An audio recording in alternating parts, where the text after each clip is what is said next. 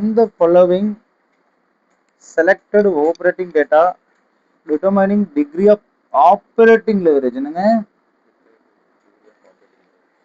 which company has the greater amount of business risk and why இதுல எந்த business ரொம்ப risk அதிகம் ஏன் அப்படின்னு கேக்குறாங்க. இப்போ ரெண்டு ஃபிகர் நம்ம கையில் இருக்குது. சேல்ஸ் ஃபிக்ஸட் காஸ்ட் கீழே வேரியபிள் எக்ஸ்பென்சஸோட பர்சன்டேஜ் கொடுத்துட்டாங்க. அப்போ ஏ அண்ட் பி லிமிடெட் ரெண்டு தான் இருக்குது. அப்போ நம்ம ஏன் இதை நம்ம கண்டுபிடிக்கணும்? ஆப்ரேட்டிங் லெவரேஜஸ்ன்றது ரொம்ப ரொம்ப இம்பார்ட்டன்ட் ஆனது. இந்த சம்ம படிக்கும்போது உங்களுக்கு புரியும். ஃபர்ஸ்ட் சேல்ஸ் நம்ம கையில் கொடுத்தாங்க இல்லைங்க, சேல்ஸ் பிஸ்னஸோட சேல்ஸ் நமக்கு தெரியும். வேரியபிள் காஸ்ட் கொடுத்துக்கிறாங்கன்னு கேட்டால் yes, variable expenses as percentage of sales are 50% for firm A and 25% of firm B. இப்போ 25 lakhல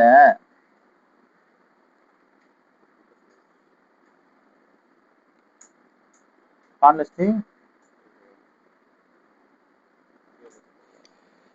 ஸோ 7,50,000 ரூபாய் அப்படின்றது என்னது உங்களுக்கு ஃபிக்ஸடு காஸ்ட் இல்லைங்களா? அப்போ 12 + 7 20 மொத்தம் இது ரெண்டுத்தையும் சேர்த்து எத்தனை 20 லட்சம் ஆயிடுச்சு. அப்போ 25 lakhல 20 lakhs போச்சுன்னா உங்களுக்கு EBIT எவ்வளோதான் இருக்குது? 5 lakh இருக்குது. இது குழந்தைங்களுக்கு கூட தெரியும், இது பெரிய விஷயமே கிடையாது. பட் அவன் என்ன கேட்குறான் அப்படின்னா determine the following selected operating data determine the degree of operating leverage கேட்குறான். என்னங்க ஸோ டிகிரி ஆஃப் ஆப்ரேட்டிங் லெவரேஜ்னா நீங்க ஆப்ரேட்டிங் லெவரேஜ் ஃபார்முலா ஃபர்ஸ்ட் தெரிஞ்சிருக்கணுமே. என்னங்க அதுக்கு நீங்க முதல்ல இந்த ஃபார்முலா தெரிஞ்சுக்கணும். ஃபர்ஸ்ட் ஏர்னிங்ஸ் என்னங்க are sales less variable cost. இந்த ஒன்றும் கொஞ்சம் சிம்பிள் எழுதிக்கிறேன், இப்படி பார்த்தா உங்களுக்கு புரிய வாய்ப்பு இல்லை.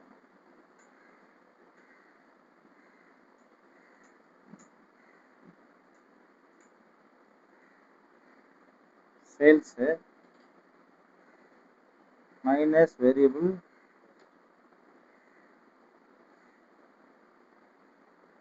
Minus is equal to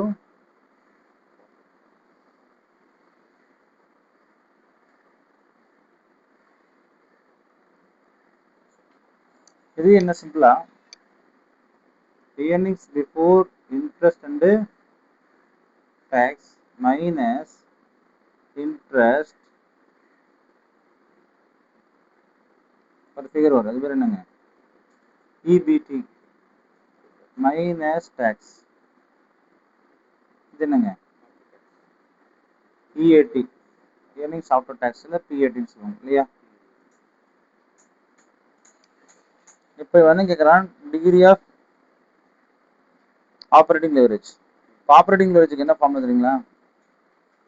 sales minus variable cost EBIT. என்னங்க degree of operating leverage formula என்ன தெரியுங்களா?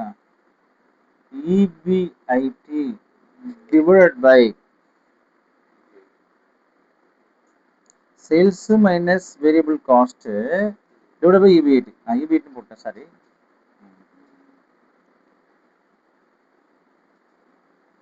சொல்லுங்க, சேல்ஸ் மைனஸ் வேரியபிள் காஸ்ட் இருக்கு இல்லைங்களா? Sales minus variable cost divided by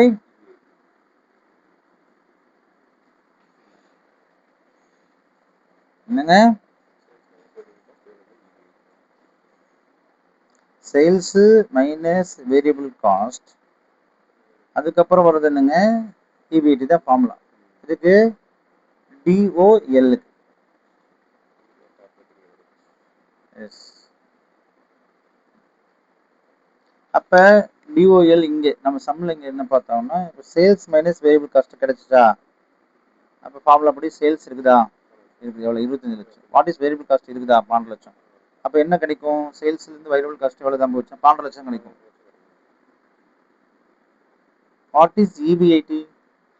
5 லட்சம். ஸோ 12 லட்சம் divided by 5 lakh. The same will be applied to 3. So B Limited has greater business risk as its DOL is higher. அப்ப எங்க தான் அதிகம் risk இருக்குன்னு சொல்றாங்க? ஏன் சார் அப்படின்னு பார்த்தீங்கன்னா, நம்ம சார் லாபம் அங்க தானே அதிகமா இருக்குது அப்படின்னு பார்த்தா, லாபம் எங்க அதிகமா இருக்குதோ அங்க தான் ரிஸ்க் அதிகமா இருக்கும் அப்படின்னு நம்ம புரிஞ்சுக்கணும். சொல்ல புரியுதுங்களா? எங்கங்க? லாபம் எங்க அதிகமாக இருக்கிறதோ அங்கதான் என்னவா இருக்கும்? அப்ப உடனே நீங்க வந்து சார் இது வந்து கம்மியா தானே இருக்குது டிஓஎல் அப்படின்னு சொல்லக்கூடாது. அப்ப வந்து கம்மியா இருக்கிறது பெஸ்ட், அதிகமா இருக்கிறது தான் ரிஸ்க் அதிகம். அப்ப பிசினஸ் ரிஸ்க் எங்க அதிகமா இருக்குதுங்க அப்படின்னு நீங்க புரிஞ்சுக்கணும். இதுதான் நீங்க ஒரு கம்பெனிக்கு வந்து ஒரு ஆடிட்டரா போகும்பொழுது நீங்க அதை என்ன செய்யணும், எடுத்து சொல்லணும். சார் இங்க ரிஸ்க் அதிகமா இருக்குது. இது சாலிட் கேஸ் 2. புரியுதுங்களா?